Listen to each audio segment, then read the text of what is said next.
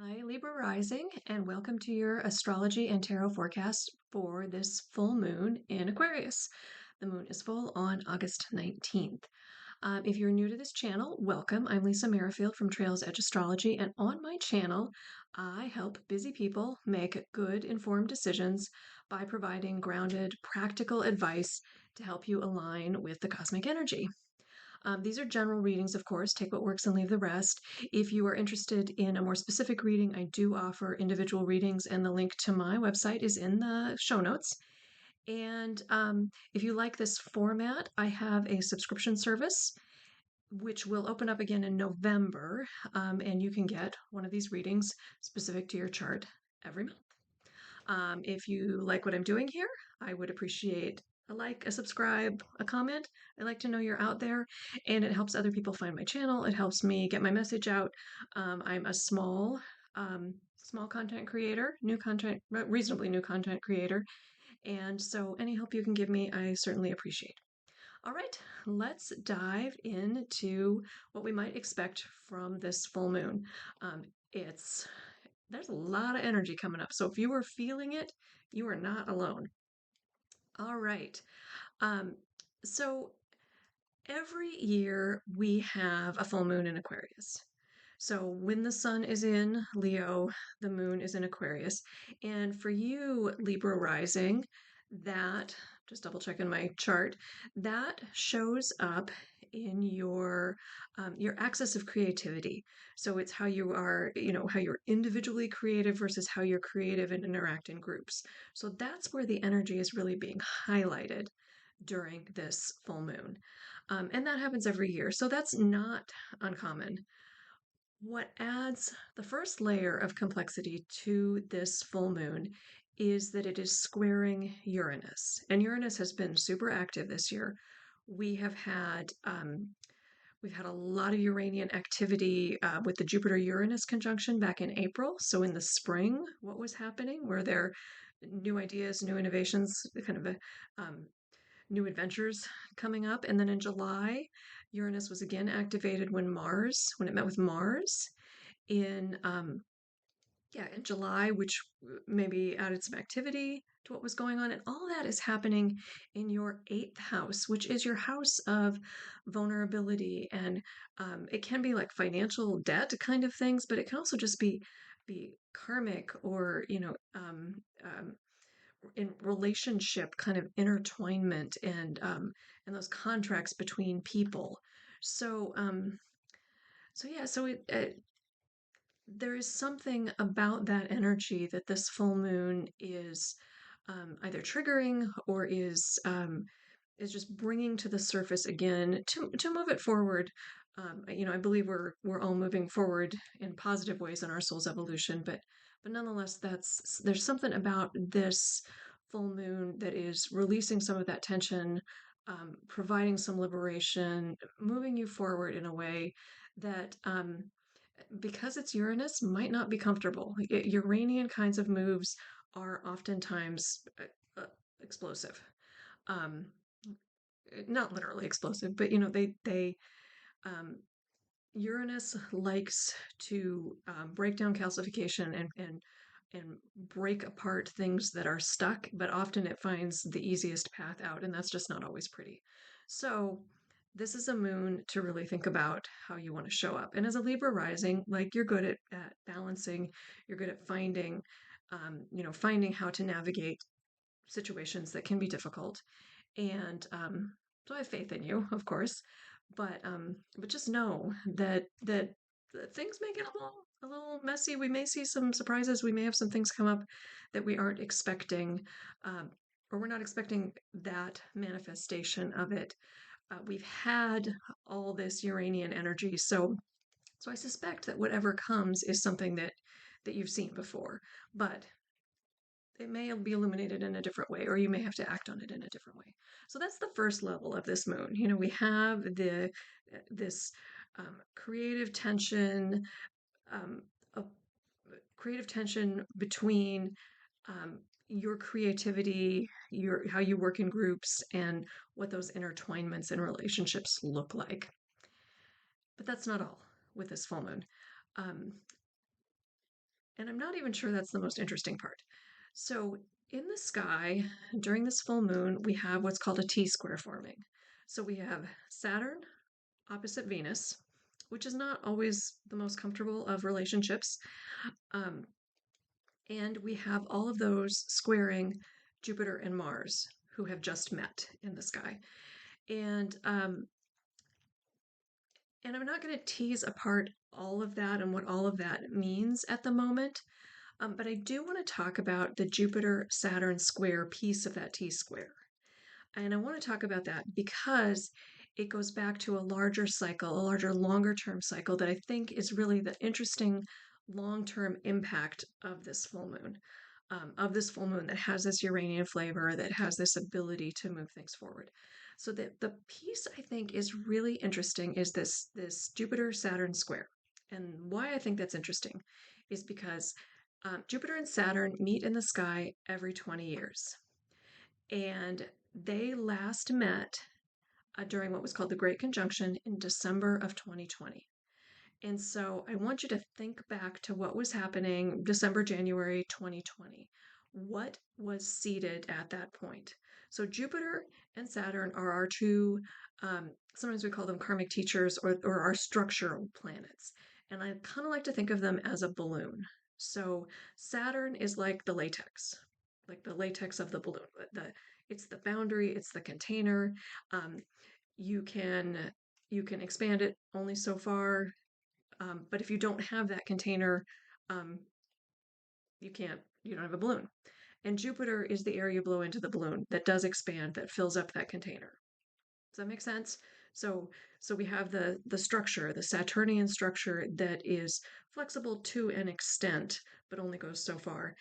But you need the Jupiterian air to blow it up and fill out that container. So, um, so that's how the two of them work together in tandem, and they work in these 20 years kind of structural cycles in our lives and in the history of the world. So, what was interesting about January of 2020 was we moved from where um, Jupiter and Saturn met in Earth signs. So 200 years of basically the Industrial Revolution and the formation of how we think about money and the house we live in and clothes we wear and all those physical kind of earthy elements. Um, so we had about 200 years where that was what the structural focus was planted on. And in January or December of 2020, Jupiter and Saturn met for the first time at 0 degrees of Aquarius, moving us into a new element, into the element of air. So it is possible that we are starting a new 200-year cycle and structures around communications and relationships and how how ideas come together and how ideas flow, all of those all of those airy kinds of elements. Aquarius is the architect of the ideal, and so yeah, so this cycle is different. Right now, we have Pluto at 0 degrees of Aquarius. So 0 degrees of Aquarius is a sensitive transformational point. And so fast forward 3.5 years, fast forward to now. So that was December 2020. Fast forward to now, we have what's called an opening square. So Jupiter and Saturn are squaring each other for the first time after that meeting at 0 degrees of Aquarius, while Pluto is sitting on that sensitive spot. So it it adds it adds some it's a sometimes it's called a crisis point. Sometimes it's called a crisis of consciousness where we've been building for 3.5 years and now we've hit a point where maybe we have made it far enough into that cycle that we've had a little progress, but Jupiter and Saturn are asking us to rethink, reevaluate, adaptively manage, so that we make sure we're on the right track and that we make sure we can lay out the plan to get to exactly where we need to go. So that's something that I think is really interesting about this full moon. So there is certainly the possibility of seeing new things, in kind of unexpected ways. But this larger cycle is really about what are you building? What does this 20-year chunk of your life look like? And what about it needs to change or shift at the moment? And for you as a Libra rising, this is really about your higher mind, um, and about your daily habits. Like, like, what are you thinking about? What are you, yeah, um, what are you expanding? It can be things like, are you taking, um, are you reading new books? Are you writing new books? Are you interacting with new and different kinds of people? And what are those abstract thoughts? What is your philosophic bent? What is expanding in that area? It could be like something like higher education. It could be travel. Just how are you expanding your mind? And then how does that need to translate into what your day-to-day habits look like to make all that happen, to support it? So that's what you're working on during this particular square. Now this square happens 3 times, so this is not a one and done. So you'll have about a year to work on this adaptive management and how you do things differently and how you step into the next chapter of building this 20-year structure. All right, so it's a super interesting full moon, and that's why I thought it was really important to come on and talk about it here.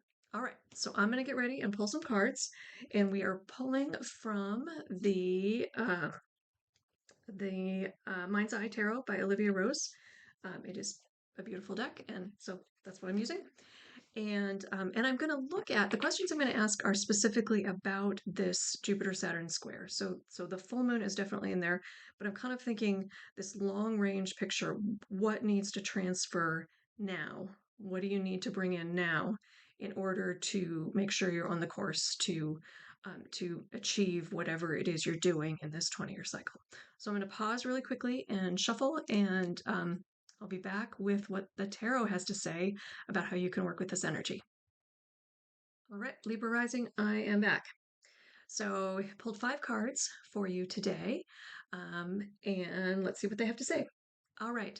So what has manifested since the Great Conjunction? So since December 2020, what has manifested for you?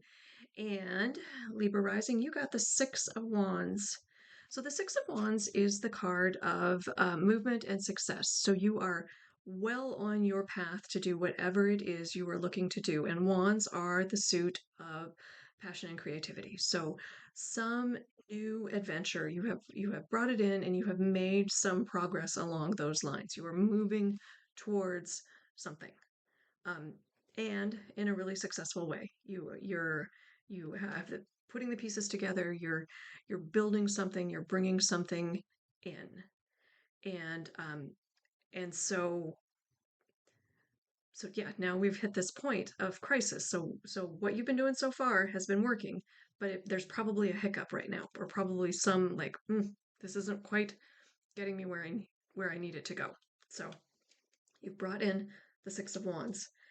Um, what do you need to see during this crisis point in order to move forward?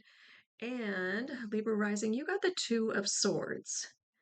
And the 2 of Swords is a card about not seeing. I don't know if you can see on the card, but her eyes are closed. And oftentimes in the 2 of Swords, you'll see a blindfold. And there's, the swords are crossed. You're blocking. You're not seeing something. And so it's interesting, that my question for this second point is, what do you need to see about this crisis point? And I think you need to open your eyes. There's something you're not looking at, and you may know what it is, or maybe Uranus will bring it in. Uranus and this full moon will bring it in and show you what that is. But there's something that you need to face up to. And I know as a Libra rising, it can be really like your goal. You've got that diplomatic sense about you. You've got that, you can keep everybody calm, you can keep everybody balanced. And in doing that, I think what this card is saying is that you're not looking at something, that you're avoiding maybe the elephant in the room. And you need to see that at this point. You need to at least um, be open to whatever that thing is. And again, I suspect you know what it is, but maybe you don't. Maybe it's going to come in as a surprise, or, some kind of like, oh, wait, you know, I mean, what this is making me think of is grief sometimes, like when you've lost somebody you love. Um, like you're going along and you think you're all healed, and then you go, wait, oh, something happens or somebody says something and it just brings it all up again.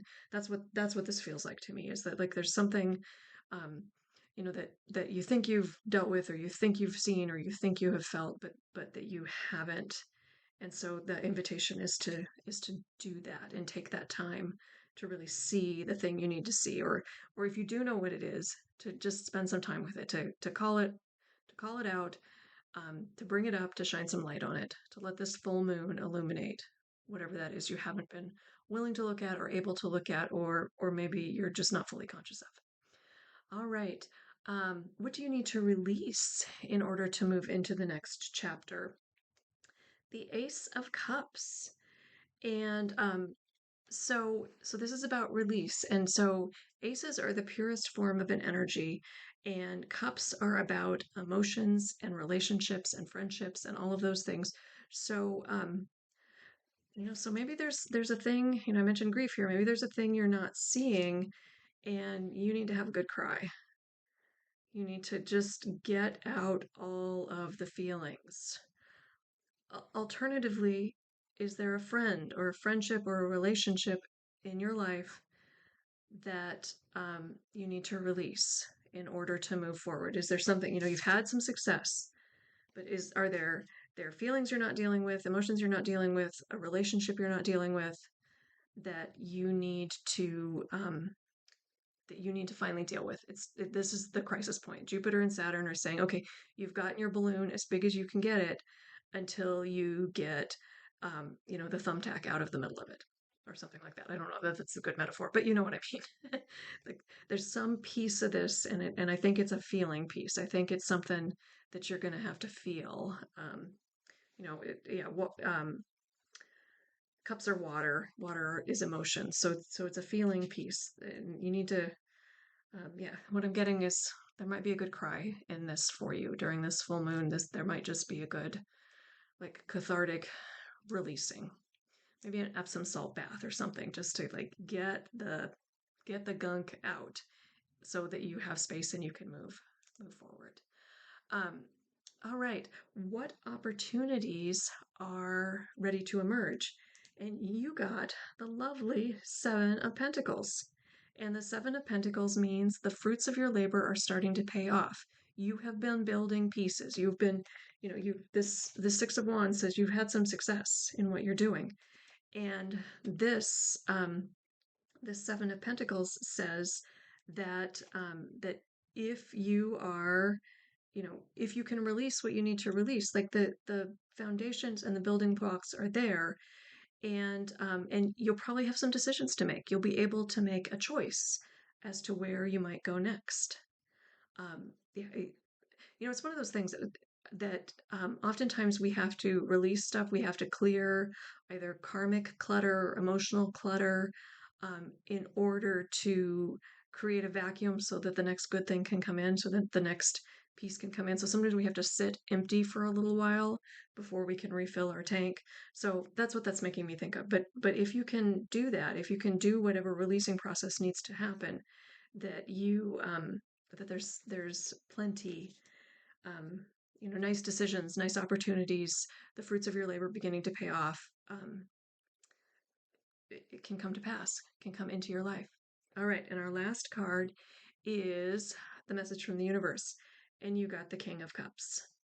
So the King of Cups is about a very supportive, nurturing, intuitive leader. Kings are the extroverted, um, extroverted manifestation of a sign. And of course, cups are emotions, feelings, relationships. So there's something or someone that the universe is bringing to you, that says, feel your feelings. Um, yeah, feel your feelings, dig deep, um, create that emotional space with Uranus in your eighth house. I suspect there's some karmic clearing you're doing, some psychic just rinsing away of stuff. And I'm guessing that maybe somebody is coming in that can help you with that, or you know the work you need to do. And yeah, maybe it's finding the right therapist, or it's finding the right energy worker, or maybe it's physical cleaning. Maybe it's just literally like, I have not dealt with that closet, and I've got all of this stuff from my ex from 20 years ago, and it's just time for that to go. So maybe it's something like that. But the universe is again pulling the emotions. There's something emotional that you're able to step into, um, or there will be assistance in stepping into, um, to get you through whatever this piece is that you need in order to keep your progress going and make those decisions, have those decisions and opportunities available. There we go. Opportunities available to you. All right, Libra rising. I hope this was helpful. Again, if it was, would you give me a like, a subscribe, give me a comment, let me know you're out there, and what you're thinking about this. All right, I will see you soon. Thanks so much.